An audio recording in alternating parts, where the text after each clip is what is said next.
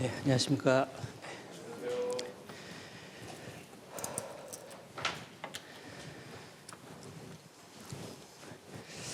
같이 기도 잠깐 먼저 드리겠습니다.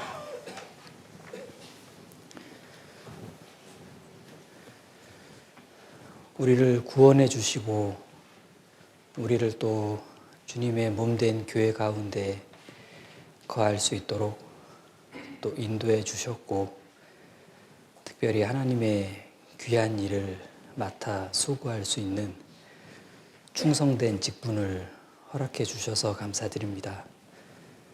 오늘 하루도 우리 아이들 함께 모여서 하나님의 말씀을 배우고 또 귀한 분반 교제를 나눌 때 하나님을 더 알아가고 또 교회를 배워가고 선생님께서 또 들려주시는, 가르쳐주시는 교훈의 말씀들로 구원과 신앙이 더 분명해져가는 그런 자라나는 아이들이 될 수 있도록 도와주시길 부탁드립니다. 이번 한 주간 전국 교사 수련회가 있는 주입니다. 우리에게 또 각별한 배움과 또 교제 시간들이 오니 잘 참여하고 각자 하나님께서 주시는 은혜를 많이 받고 또 기뻐하는 일정이 되도록 도와주시길 부탁드립니다. 형편과 여건을 잘 마련해 주셔서 동참하는 즐거움과 또 함께하는 기쁨을 나눌 수 있도록 도와주시길 부탁드립니다. 오늘 모든 일정도 우리 하나님께 의지합니다. 주 예수님 이름으로 기도드립니다. 아멘. 네, 이번 공과는 10과 바벨탑입니다. 본문은 창세기 11장입니다.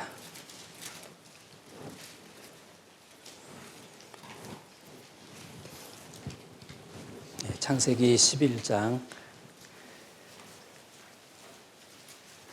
1절부터 11절까지인데 내용은 간단합니다.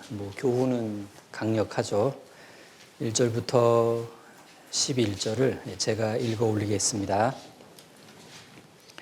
온 땅의 구음이 하나이요 언어가 하나이었더라.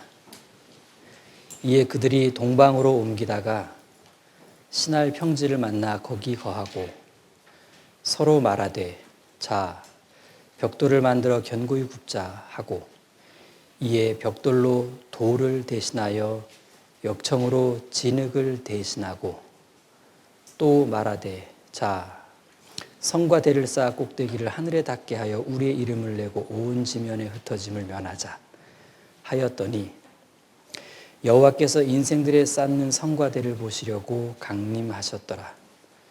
여호와께서 가라사대 이 무리가 한 족속이요 언어도 하나이므로 이같이 시작하였으니 이후로는 그 경영하는 일을 금지할 수 없으리로다. 자, 우리가 내려가서 거기서 그들의 언어를 혼잡게 하여 그들로 서로 알아듣지 못하게 하자 하시고 여호와께서 거기서 그들을 온 지면에 흩으신 고로 그들이 성 쌓기를 그쳤더라. 그러므로 그 이름을 바벨이라 하니 이는 여호와께서 거기서 온 땅의 언어를 혼잡게 하셨음이라. 여호와께서 거기서 그들을 온 지면에 흩으셨더라. 여기 3절에 자, 4절에 자, 7절에 자, 3, 4절의 자는 사람들이 막 의논해가지고 자 한 거고 7절의 자는 삼위의 하나님께서 의논하시고 자 이렇게 하신 건데 여기 이제 바벨탑 사건도 중요하지만 창세기 11장 자체가 또 창세기 안에서 아주 중요합니다. 이 창세기가 크게 이제 두 파트로 나눠지잖아요. 사건 파트, 인물 파트. 예. 사건 파트가 1장부터 11장까지고 인물 파트가 12장부터 끝 50장까지인데 1장부터 11장까지가 이제 네 사건이 나옵니다. 천지창조, 인간의 타락, 홍수 심판, 여기 바벨탑 사건, 이렇게 네 사건이고 12장부터가 이제 인물 파트 시작되는데 아브라함, 이삭, 야곱, 요셉 이렇게 네 명의 인물이 이렇게 차례대로 소개가 됩니다. 이런 바탕에서 요 바벨탑 사건은 양심 시대 또는 뭐 방치 시대의 마지막 사건이 됩니다. 그 말이 이제 하나님이 개입되시는 사건이 이제 본격적으로 시작되는데 또 12장부터 시작되는 그 선민의 역사, 왜 11장 다음부터 선민의 역사가 시작될 수밖에 없었냐, 그걸 납득하게 해주는 어떤 또 하나의 큰 전환점이 되는 사건이 요 바벨탑 사건입니다. 이 바벨탑을 쌓던 시대를 들여다보면 이들은 노력과 지혜가 정말 뛰어났다는 걸 알 수 있습니다. 그런데 불행히도 그 노력과 그 지혜가 사단의 발상과 맥을 같이 한다는 겁니다. 그런 면에서 굉장히 이제 안타까운 부분이죠. 사단이 하나님의 뭇별 위에 좌정하려고 했잖아요. 여기 바벨 시대 사람들도 하나님을 대적하기 위해 최선을 다하는 모습이었습니다. 물론 그 결과는 비참했죠. 생각해 보면 죄의 악이 가득했던 그 노아 시대, 그때도요, 그래도 노아라는 사람이 있었으니까 하나님의 구원 계획도 펼쳐질 수가 있었는데 여기 바벨탑 시대에는 아무도 없었어요. 그 결과 노아야 긴 시간 그 구원의 방주라는 거대한 구조물을 만들었는데 여기 이 시대 사람들은 심판을 자초할 거대한 탑 구조물을 만들게 됩니다.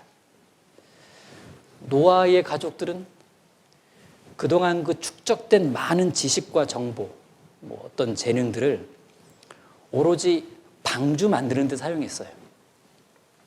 근데 여기 이 시대 사람들은 그걸 오로지 하나님을 대적하는 일로만 사용했습니다. 그러고 보니까 지식, 정보, 재능 이거 자체는 중립적이에요. 중립적입니다. 그걸 어느 쪽으로 사용하느냐에 따라서 그것에 대한 평가가 달라지는 거 아니겠습니까? 때로는 그 지식과 재능은 정말 유익하다 이렇게 평가받을 수 있을 거고 차라리 그 재능과 지식은 없는 것이 나을 뻔했다 이렇게 평가를 받을 수 있겠죠. 그래서 교훈이 됩니다. 지금의 아이들이 참 세상 교육 좀 많이 받습니까? 이런저런 재능들도 발굴해 갈 거고 근데 결과적으로 그게 어떻게든 하나님 쪽으로 사용되어야만 너 그거 배우기 잘했다. 너 정말 그거 참 기가 막힌 재능이다.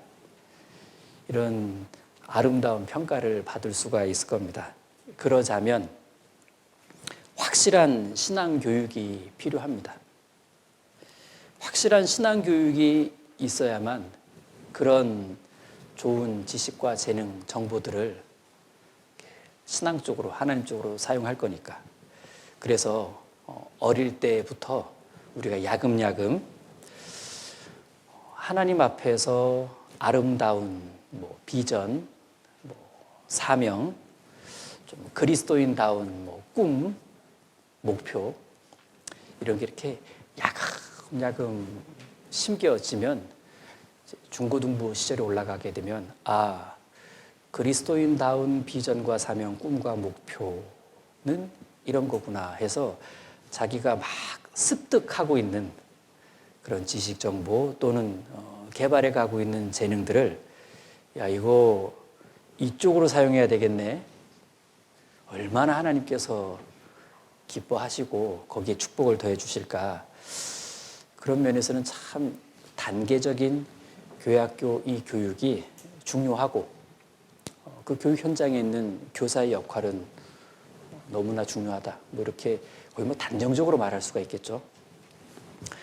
대홍수 이후에 인류는 보면 사진 한 장을 찍어서 본다면 마치 인류는 재창조된 듯 해 보이죠. 8명의 인간이 정화된 이 세상에서 새로운 삶을 시작했습니다. 뭐 개인적인 상상입니다만 최초의 인류는 2명으로 시작했습니다. 2명으로 시작된 인류에게서 기대해 볼 수 있는 결과와 좀 더 다수인 8명에서 기대해 볼 수 있는 인류의 어떤 그 이후의 결과, 좀 확률적으로 좀 더 괜찮지 않을까요? 뭐 엉뚱한 상상이긴 합니다만, 근데 하나님께서는 8명으로 시작된 이 인류, 이 새로운 인간 역사에 대해 뭐 그다지 기대하지는 않으셨던 것 같습니다. 왜냐하면 사람이 어떤 존재인지, 그 마음 중심이 어떤지를 너무 분명히 아셨기 때문이죠. 여기 8장, 홍수가 끝나는 8장 21절 보시면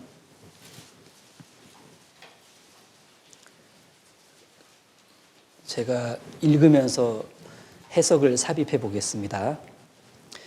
8장 21절, 여호와께서 그 향기를 흠양하시고 그 중심에 이르시되 내가 다시는 사람으로 인하여 땅을 가로 열고 이번처럼 물로는 가로 닫고 저주하지 아니하리니 이는 가로 열고 그들이 착해서가 아니라 오히려 가로 닫고 사람의 마음에 계획하는 바가 어려서부터 악함이라. 내가 전에 행한 것 같이 모든 생물을 멸하지 아니하리니. 어떤 의미냐면 하나님은 물로 이 세상을 심판했어도 여전히 사람은 악하다는 거 너무나 잘 아셨다는 얘기입니다. 그래서 10번, 100번 심판해도 이 사람을 완전하게 돌이키게 할 수는 없다. 그래서 여기에 중간에 내가 다시는 사람으로 인하여 땅을 저주하지 아니하리니, 심판만 해서는 소용이 없다. 계속 심판만 해가지고는 소용이 없고 이제는 다른 방법을 사용하시겠다는 얘기입니다. 어떤 방법? 거듭나게 하는 방법. 그래서 이제는 사람을 거듭나게 하시겠다. 이 방향을 다 명확히 하신 겁니다. 예, 계속 뭐 인간의 본성 탓만 하고 막 따닥따닥따닥 심판만 하기보다는 더욱 크고 지극한 사랑으로 인간의 구원 역사를 진행하시겠다. 자, 그런 어떤 계획, 어떤 다짐을 좀 더 분명하게 우리에게 말씀해 주신 거고요. 인간의 구원 역사를 진행하시겠다. 마침내는 완성하셨죠. 십자가에서. 자, 어쨌든 대홍수 이후의 인류는 뭐 이런 방향으로 흘러갑니다. 구원을 고대하는 쪽으로 이렇게. 대홍수 이후에 하나님의 예상대로 사람들은 굉장히 있게 빠르게 타락해 갔습니다. 얼마나 악하고 빠르게 타락해 갔냐면 상당히 단시간 내에 바벨탑을 쌓는 시대가 도래했어요. 그 당시 지도자였던 니므롯이라는 사람은 노아의 아들 함의 손자입니다. 함의 손자라고요. 함의 손자가 바벨탑을 쌓았다? 진짜 짧은 시간에 굉장히 빠르게 급속도로 타락해 간 겁니다. 10장 8절 보시면 8절과 9절에 소개가 되어 있습니다. 구스가 8절에 먼저 6절 보시면 함의 아들 구스와, 그렇죠? 그다음에 8절 그 구스가 또 니므롯을 낳았으니 그는 세상에 처음 연걸이라. 그가 여호와 앞에서 특이한 사냥꾼이 되었으므로 속담에 이르기를 아무는 여호와 앞에 니므롯 같은 특이한 사냥꾼이로다 하더라. 자, 구스가 니므롯을 낳았다 그러니까 구스 함의 아들 니므롯. 그럼 니므롯은 함의 손자. 뭐 정리해 보면 할아버지는 하나님 앞에서 일꾼으로 쓰임 받았는데 함. 손자는 사단의 앞잡이가 되었습니다. 니므롯. 이게 유전자는 유전 법칙대로 전달되는데 이거 신앙은 절대 저절로 전달되지는 않죠. 예. 품 안에 있다고 저절로 거듭나거나 뭐 교회 나온다고 자동으로 훌륭한 그리스도인이 되는 것은 분명 이제 아닌 것 같습니다. 구원과 신앙은 교육되어야 이루어집니다. 교육되어야. 그럼 교육은 한마디로 영향력이다 이렇게 말할 수 있지 않을까요? 교육은 영향력 있는 사람을 통해서 전달돼요. 틀림없이 그렇습니다. 그래서 효과적인 교육을 보자면 가르치는 자가 영향력 있는 사람이 될 수 있어야 됩니다. 누가 신앙의 세계에서 영향력 있는 사람일까? 당연히 열정의 사람입니다. 그는 믿음과 확신이 있기 때문에 성경적으로 옳다 여기는 일에는 뜨겁게 달려들죠. 당장 내일 모레 있는 전국 교사 수련회만 보더라도 그럴 겁니다. 이 전 교수가 우리에게는 일단 선택사항은 아닌 것 같아요. 예. 그리고 4년 만에 다시 시작하는 공주에서의 전 교수는 선택의 영역은 아닌 듯합니다. 전 교수는 교사이기 때문에 내가 어떻게든 여건 만들어서 참여를 해볼 수 있는 이게 기가 막힌 시험의 무대이거든요. 배우는 말씀과 교훈도 중요하지만 그게 다라면 녹화해서 들어도 돼요. 그런데 그것이 다가 아니라 내가 교사로서 형제가 연합하여 동거함을 직접 체험해보는 특별한 기회입니다. 이후에 올 나머지 한 해의 수개월을 뭔가 어떤 방향과 에너지를 가지고 가야 될 텐데 그것을 충분히 제공해주는 시간이 맞죠. 우린 그곳에 모이면 나 말고 좋기 4,300여 명의 선생님을 보게 돼요. 거기서 나는 누구인가라는 정체성을 좀 더 분명히 할 수가 있습니다. 그리고 이 귀한 동역자가 이렇게 많구나. 우리 모두가 다 함께 하나님께 쓰임받는 일꾼이라는 그 어떤 자부심을 느끼고 오는 시간입니다. 물론 오고 갈 때 되게 피곤하긴 하시겠지만은 이틀 전참하는 것도 은혜가 될 거고 2-3시간 참여하는 것도 은혜가 될 겁니다. 중요한 건 이 전 교수는요, 나를 불편하게 해서라도 하나님께 적극적으로 드려보는 시간이라는 점입니다. 그렇게 다녀오고 나면 우린 전보다는 더 열정의 사람으로 성장합니다. 그건 곧 더 영향력 있는 사람으로 우리 아이들 앞에 설 수 있게 된다는 뜻이죠. 여기 10장 8절을 다시 보시면 구스가 또 니므롯을 낳았으니 그는 세상의 처음 영걸이라. 예, 그는 세상의 처음 영걸. 인류 최초로 강력한 제국을 이룩한 전제 군주다. 이 뜻입니다. 아이들 표현으로 보자면 인류 최초 영웅. 이 정도로 말할 수 있겠죠. 문제는 잘못된 영웅이라는 겁니다. 존재해서는 안 되는 영웅이라 할까요? 9절을 보시면 그가 여호와 앞에서 특이한 사냥꾼이 되었으므로 속담에 이르기를 아무는 여호와 앞에 니므롯 같은 특이한 사냥꾼이로다 하더라. 여기 이 부분이 굉장히 의미가 있습니다. 9절 시작이 그는 여호와 앞에서, 그는 여호와 앞에서. 이것이 70인역 그 번역본에는요, 그가 여호와 앞에서 이 부분이 이렇게 번역되어 있습니다. 여호와께 대적하는. 그러니까 이렇게 해서 이렇게 번역되는 거죠. 여호와께 대적하는 특이한 사냥꾼이 되었으므로. 누가? 니므롯이. 여기 특이한 사냥꾼이 이제 2번 나오는데, 당시엔 전쟁 영웅을 야, 사냥꾼의 제자다 이렇게 칭했습니다. 사냥꾼의 제자다. 니므롯 역시 마치 짐승을 사냥하듯 전쟁을 즐기는 사람이었습니다. 무자비한 침략자죠. 전쟁광이었던 거예요. 전쟁광.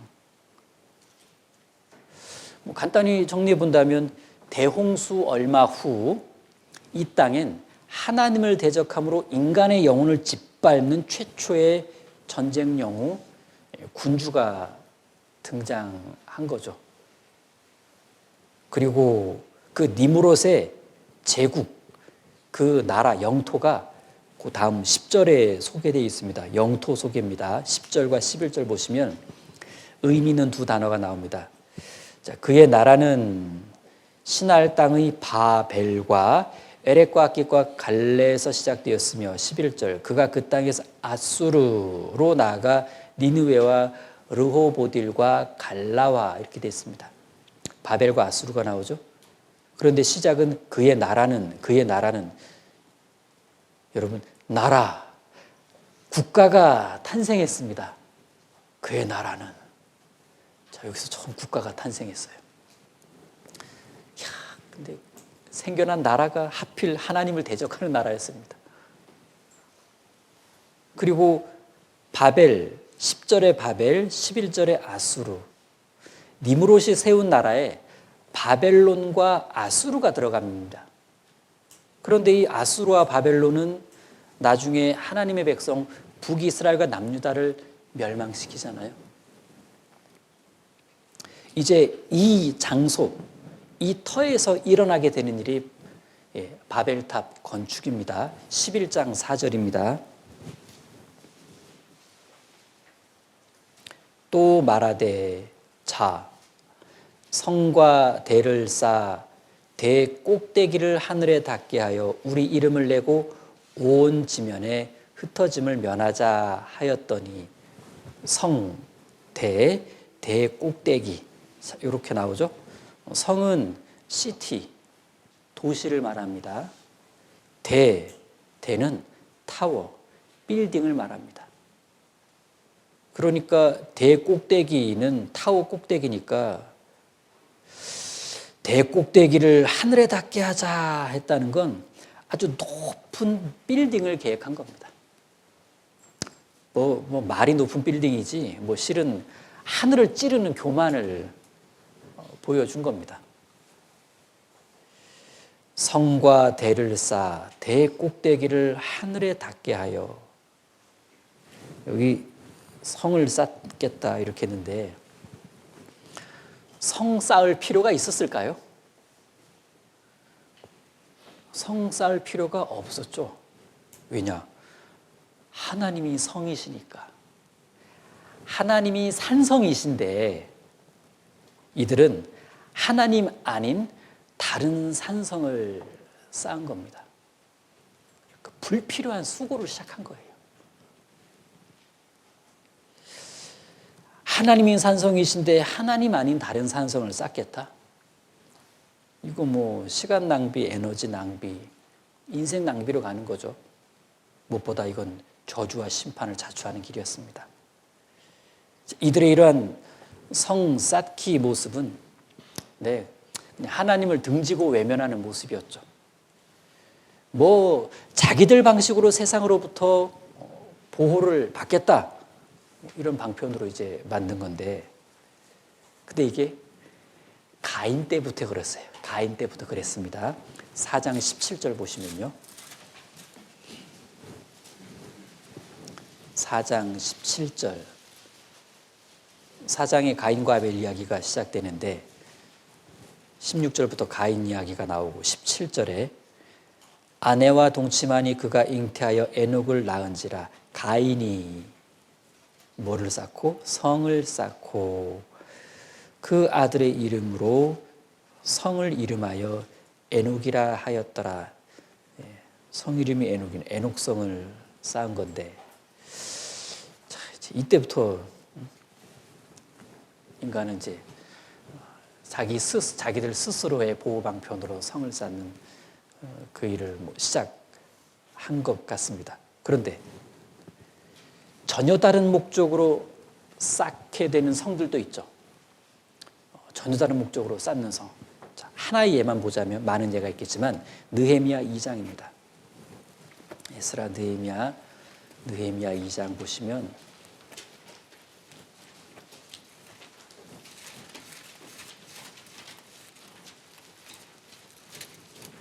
느헤미야 2장 5절입니다.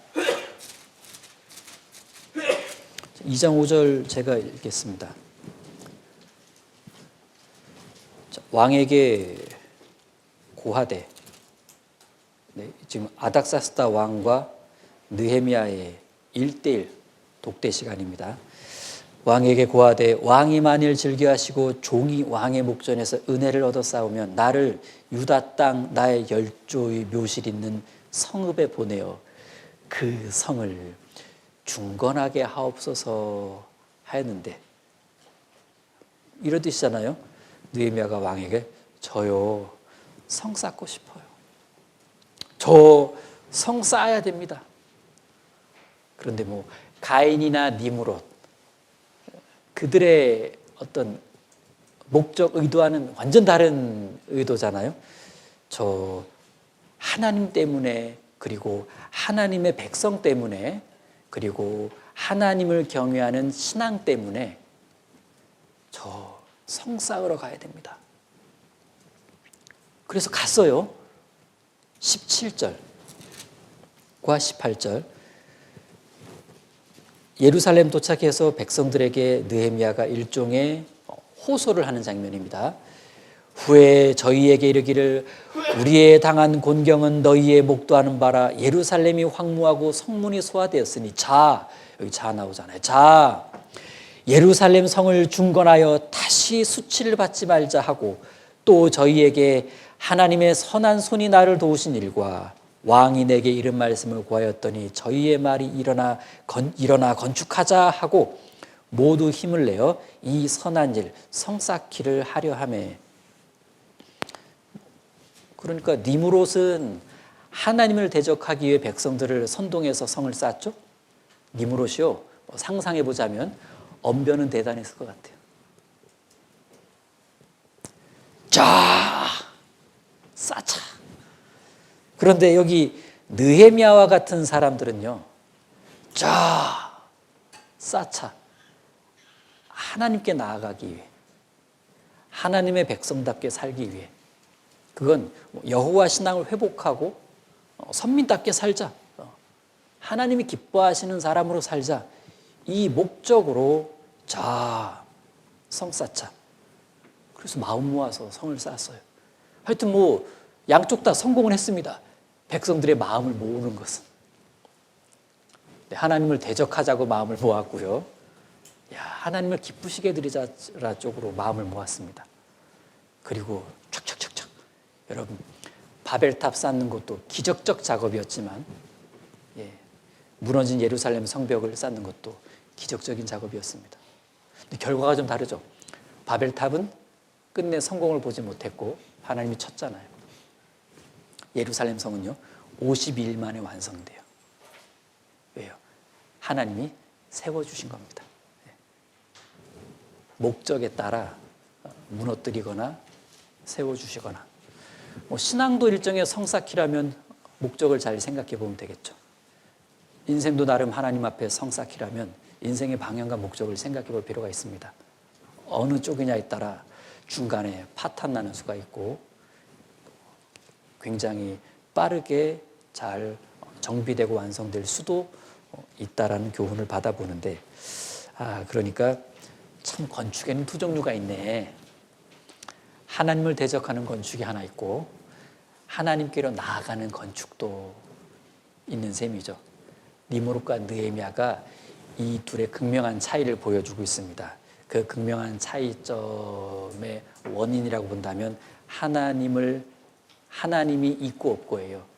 하나님 원래 계신데, 그렇죠? 하나님 원래 계신데 그 하나님이 내 마음에 있고 없고에 따라 이렇게 완전 극과 극입니다. 신앙, 올바른 신앙의 유무에 따라 이렇게 되고 안 되고가 이제 있는 겁니다.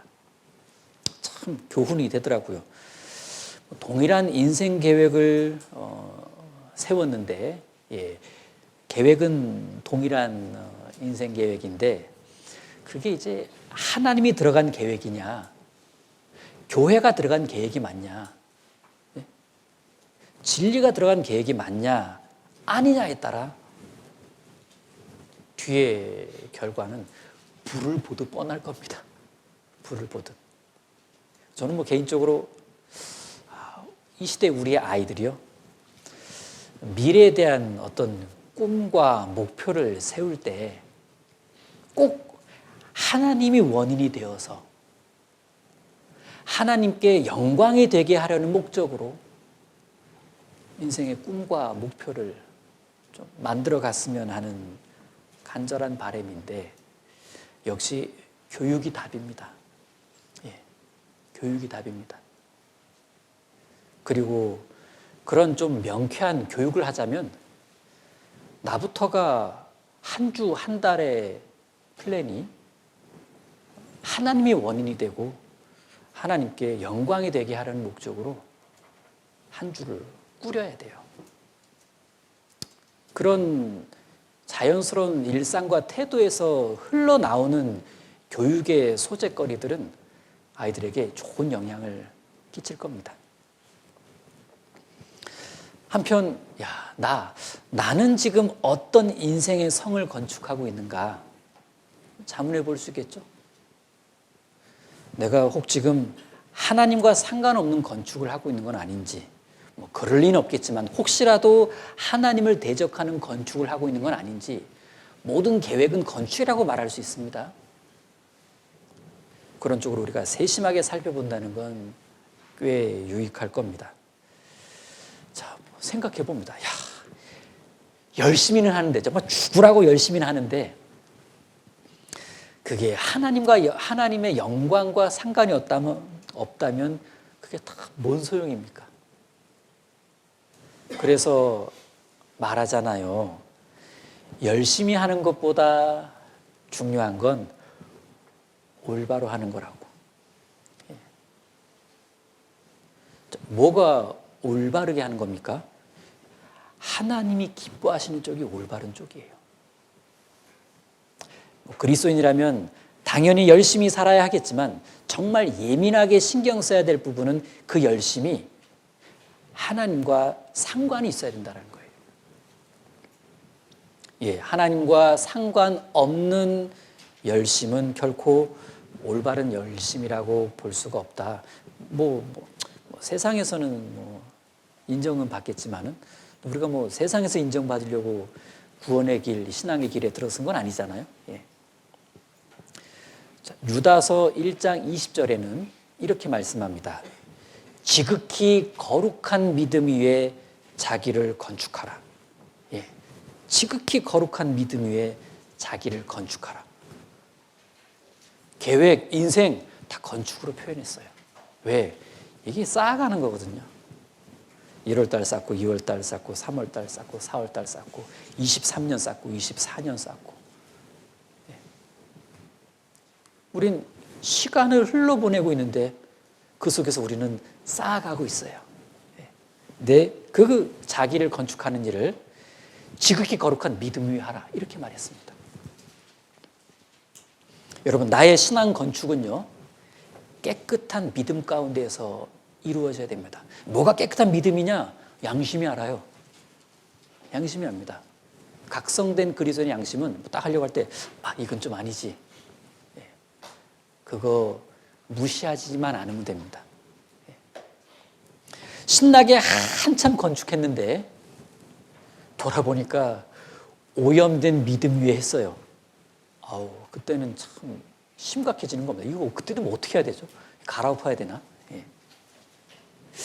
유다서 1장 20절에서는 그래서 올바른 신앙 건축을 위해 무엇을 제시하고 있냐면, 지극히 거룩한 믿음 위에 자기를 건축하는 쪽으로 뭘 당부했냐면 성령으로 기도할 것을 당부하고 있습니다. 성령으로 기도하라. 성령으로 기도한다? 말씀을 통해, 성령은 말씀에 반응하니까 말씀을 통해 성령의 뜻을 딱 헤아려 가지고 그에 맞추어서 기도의 방향을 정하면 된다는 얘기예요. 성령의 뜻은 이쪽인데, 말씀이 이쪽이라서 성령의 뜻은 이쪽인데, 그래 성령께서 이쪽이라고 내게 알려주셨는데 난 이쪽으로 기도하고 있어요. 아는데 다르게 기도하면 참 어이없는 일 아닙니까? 그래서 성령으로 기도하라. 항상 말씀 가운데서 성령께서 우리의 마음을 깨닫게 해주시고 방향, 어떤 힘 이걸 딱 제공해 줄 때 우리는 예 주님 그런 쪽으로 되도록 도와주십시오. 그게 성령으로 기도하는 겁니다. 이제 바벨탑 사건 몇 가지 특징을 보도록 하겠습니다. 창세기 11장 1절로 돌아가서요.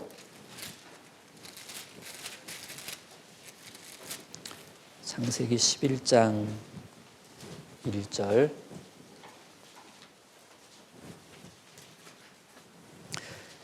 온 땅의 구음이 하나이요 언어가 하나이었더라. 제가 이렇게 읽어볼게요. 하나이요 하나이었더라. 그러니까 하나가 원래 맞아요. 그러니까. 그리고 계속 하나였어야 하는데 하나를 하나 되지 못하게 만든 건 우리 스스로였다는 얘기입니다. 하나님께서 하나로 주셨는데 하나가 되면 안 되는 그 원인 제공은 사람이 한 겁니다. 온 땅의 구음이 하나요 언어가 하나였더라. 이거 얼마나 축복입니까? 그렇죠? 얼마나 축복입니까? 그러니까 이 축복으로 시작해가지고 어디 9절 끝에 가면요. 9절 중간에 혼잡케 하셨음이니라. 그리고 끝에 흩으셨더라. 혼잡케 하셨다, 흩으셨다.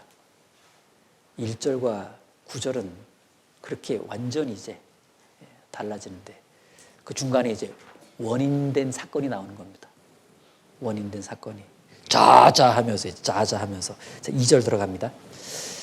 이에 그들이 동방으로 옮기다가 신할 평지를 만나 거기 거하고. 신할 평지 바벨론 지역을 말합니다.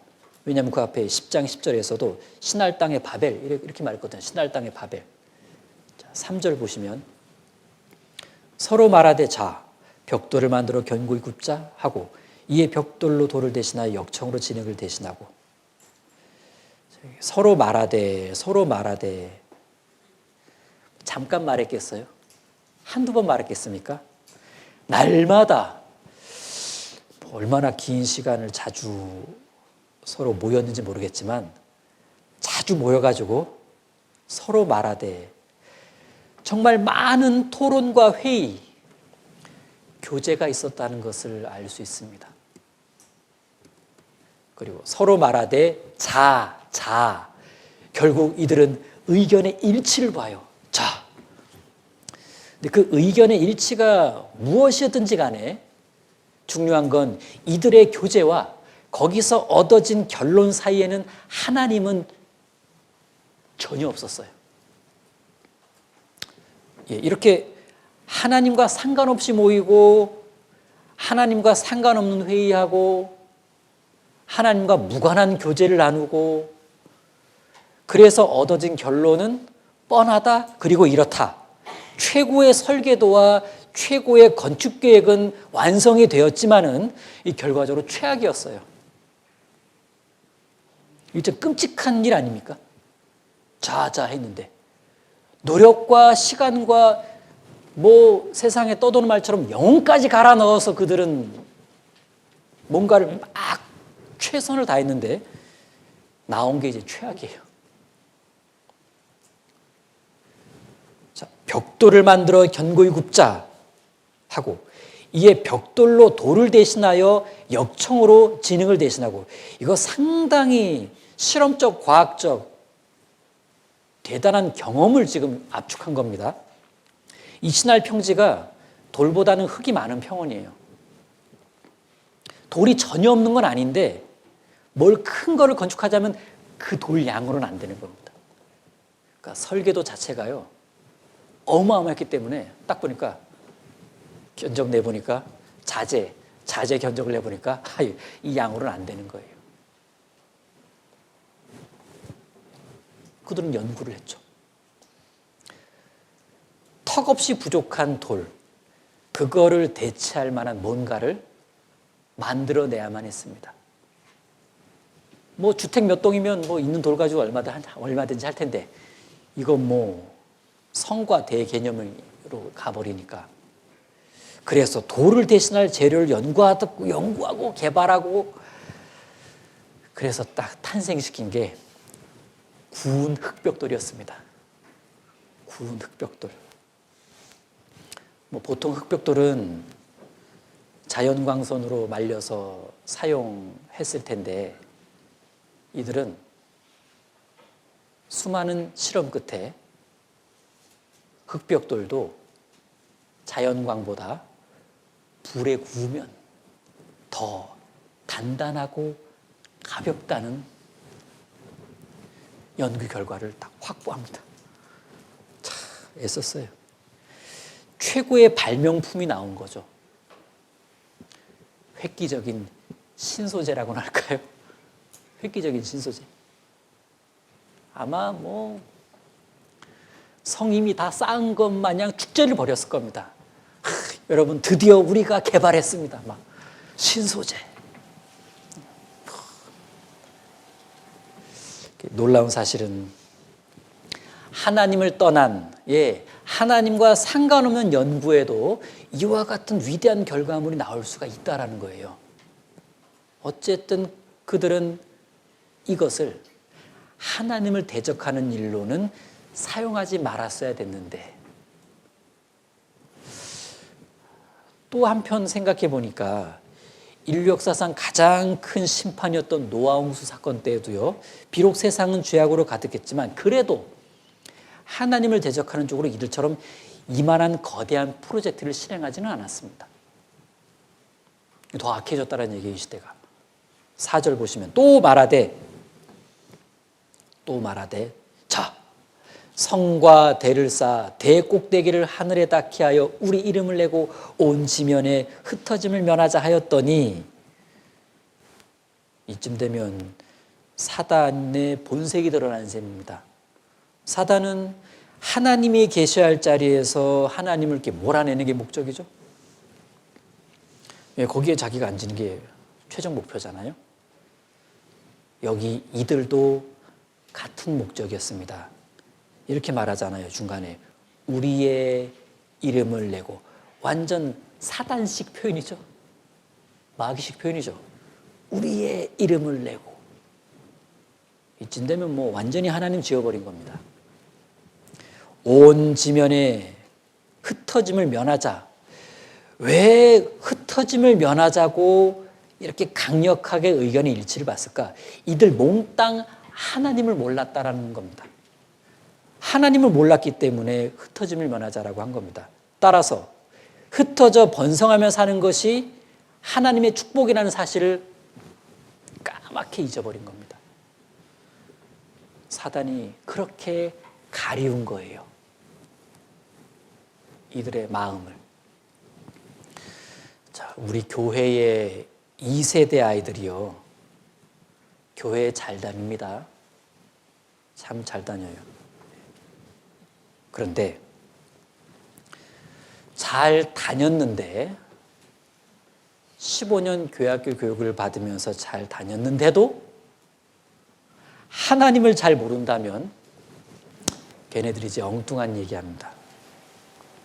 성경과 다른 이야기하면서 그런 이야기들이 더 논리적이라고 막 주장할 수 있어요. 그게 더 과학적이라면서 거품 물고 얘기할 수 있습니다. 왜 그런 걸까? 하나님을 잘 몰라서 그런 겁니다. 다녔는데 잘 못 배운 거예요. 항상 신앙교육의 초점은 하나님이 어떤 분이신가를 알게 하는 겁니다. 하나님이 어떤 분이신가를 배우니까 창조주시며 심판자이시며 구원자이시며 인도자이시다. 그래서 연결되어 흐르잖아요, 이렇게. 여러분, 하나님이 어떤 분이신가? 그래서 뭔가 분반하거나 공부할 때, 이번 주 머리 아프다, 어떻게 해야 되지? 어떻게 방향을 정해야 될지 모르겠어. 그럼 쭉 다시 돌아가는 거예요. 내가 뭘 가르쳐야 되지? 하나님이 어떤 분이신가? 이걸 알게 해줘야 되는 거지. 아이가 지금 학령에 봤을 때는 창조주 하나님을 좀 더 알아야 되는지, 구원자이신 하나님을 좀 더 알아야 되는지, 아니면 인류의 주관자이신 것을 더 알아야 되는 건지, 아니면은 구원자이신 것을 더 알아야 되는 건지, 고학년이면은 인도자이신 것을 더 알아야 되는 건지, 어떤 하나님이 어떤 분이신가? 이것을 균형 있게 잘 가르쳐 줘야 아이들이 하나님이 어떤 분인지를 알고, 그래서 그 하나님 쪽으로 인생을 바라보고 설계해 갈 겁니다. 그게 비전과 사명이에요. 5절입니다. 여호와께서 인생들의 쌓는 성과 대를 보시려고 강림하셨더라. 여기 보시려고 강림하셨더라. 지금도 하나님은 우리의 일상을 보시려고 강림하셨더라. 항상 우리 일상을 보십니다. 내가 요즘 뭘 쌓고 있는지, 내가 올해 무엇을 쌓으려고 하시는지, 다 보고 계십니다. 6절. 여호와께서 가라사대 이 무리가 한 족속이요 언어도 하나이므로 이같이 시작하였으니 이후로는 그 경영하는 일을 금지할 수 없으리로다. 이 무리가 한 족속, 언어도 하나. 이건요, 단순히 혈연적인 공동체라는 뜻을 넘어선 겁니다.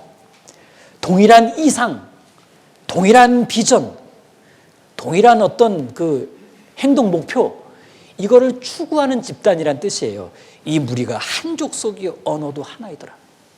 아주 그냥 소통 엄청 잘 돼요, 그쪽으로. 여러분, 소통의 가장 대부분은 언어 활동으로 이루어지잖아요. 눈빛으로 소통하는 수는 있지만 대부분의 소통 활동은 언어 활동으로 이루어집니다. 그런데 이 언어 활동이라는 게 사실은 영적 활동이라고 말합니다, 보통은. 이 언어 영적 활동을 하나님 쪽으로 사용하지 못한 사람들이 그 대표가 이들입니다.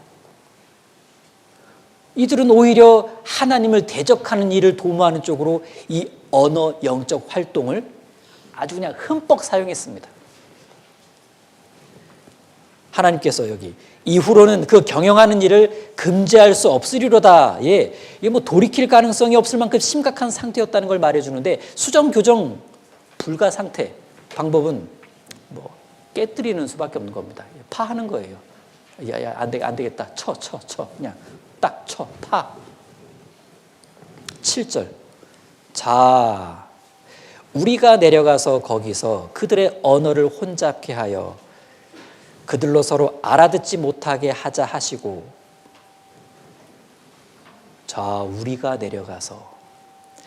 3위에 하나님께서 의논하셨습니다. 그리고 실행하셨어요. 소통 수단을 차단시켜 버리셨습니다. 언어를 갈라놓으신 거죠. 8절.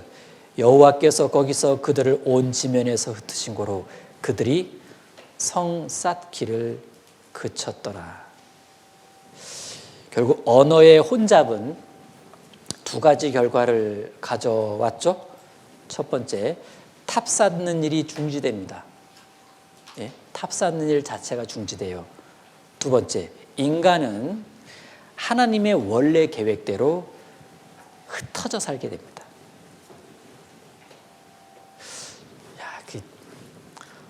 언어가 하나이면서 하나님의 뜻대로 흩어져 살면 얼마나 축복이에요.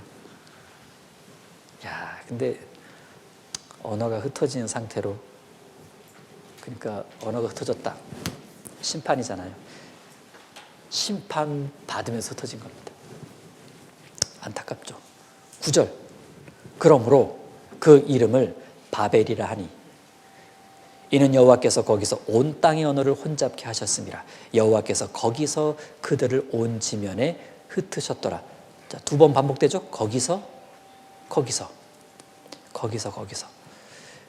온 땅의 언어 혼잡, 거기서 그들을 온 지면에 흩어. 자, 지금 거기서가 2번 반복되는데 언어가 혼잡하게 된 시작점이 있었다는 것을 강조합니다. 거기서. 또 인류가 전 세계에 흩어지게 된 시작점이 여기다. 거기서. 이렇게 이제 강조하신 건데, 자, 마지막으로 이런 교훈을 받아봅니다.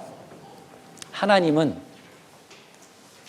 바벨 시대의 이들이 하나님을 대적하는 쪽으로 입을 모았을 때에는요, 그들의 소통을 단절시키고 모이는 것을 파하셨습니다.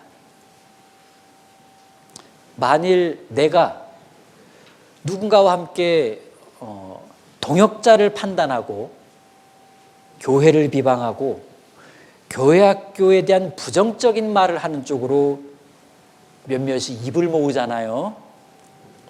하나님은 그와 나의 소통을 단절시킬 겁니다. 그와 나의 만남도 파하시겠죠? 어떻게? 관계 틀어지게 하는 거예요. 간단합니다. 관계 틀어지게 하는 겁니다. 그래서 모였을 때 어느 방향의 말을 할 거냐. 여러분, 이 신령한 언어 활동을 부정적인 여론을 형성하는 쪽으로 보태면 곤란합니다. 더 심각한 건 그런 쪽으로 주동자가 되면 안 돼요. 자, 우리가 주님의 일로 모이고 교회 일로 대화를 나눌 때 무슨 마음과 어떤 말로 교제하는지를 보시려고 하나님은 우리 가운데 늘 임하실 겁니다. 보시려고 강림하셨더라. 만일 우리가 잘못된 마음으로 잘못된 말들을 하게 될 때 주님은 주님의 일에 경영해서 그 사람을 제하여 버리실 거예요. 경영 못하게 하겠다. 이렇게 말씀하셨으니까. 자, 이 교회는요, 언어가 혼잡한 곳이 아닙니다. 교회는 언어가 하나 된 곳이죠. 교회는 주님을 위한 언어, 주님께 드리는 언어, 주님을 사랑하는 언어로 하나가 된 곳입니다. 그런 언어이기 때문에 성도들의 교제와 봉사 속에는 늘 사랑이 넘쳐날 수밖에 없다는 뜻이죠. 만일 남들이 다 교회 안에서 사랑의 언어를 사용하고 있는데 나만 고집과 교만의 방언을 하고 있다면은, 그렇게 다른 언어를 내가 사용하고 있다면 결국엔 자연스럽게 흩어지게 될 겁니다. 어떻게 흩어지냐? 나만 거기서 분리되는 거예요. 나만 거기서 분리된다고요. 즉 그리스도인의 언어를 사용해야 됩니다. 사랑의 언어, 순종의 언어, 충성의 언어를 사용해야 되지 않겠냐. 그래서 하나님이 하나 되게 하신 것을 더욱 힘써 지키는 것이 우리에게도 기쁨과 보람이며 주님께 영광 아니겠냐. 이렇게 교훈을 받아봅니다. 기도하고 마치겠습니다. 하나님 감사합니다. 공과 바벨탑이라는 주제로 본문 말씀을 같이 상고해보는 시간을 가져보았습니다. 우리 아이들도 많은 흥미를 가지고 알기를 원하는 공과 주제입니다. 우리 선생님들 충분한 성경적 스토리와 또 아이들에게 꼭 맞는 교훈을 잘 연구하고 준비해서 우리 아이들에게 마음에 와닿는 교육과 분반을 하실 수 있도록 주님께서 지혜 주시고 또 도와주시기를 부탁드립니다. 내일 모레 있을 전국 교사 수련회 4년 만에 공주로 모이는 그 발걸음, 한 분 한 분의 발걸음을 도와주시고 여러 시간차를 두고 출발하고 또 서로 다른 시간대로 복귀를 하게 됩니다. 어떻게든 하나 되어 참여하고자 하는 저희들에게 어려운 변수가 생기지 않도록 도와주시고 무엇보다 마음을 지켜주셔서 신나게 참여해서 큰 기쁨과 또 큰 의미를 가지고 돌아올 수 있도록 주님 도와주시길 부탁드립니다. 감사드리며 예수님 이름으로 기도드립니다. 아멘. 네, 광고 있겠습니다.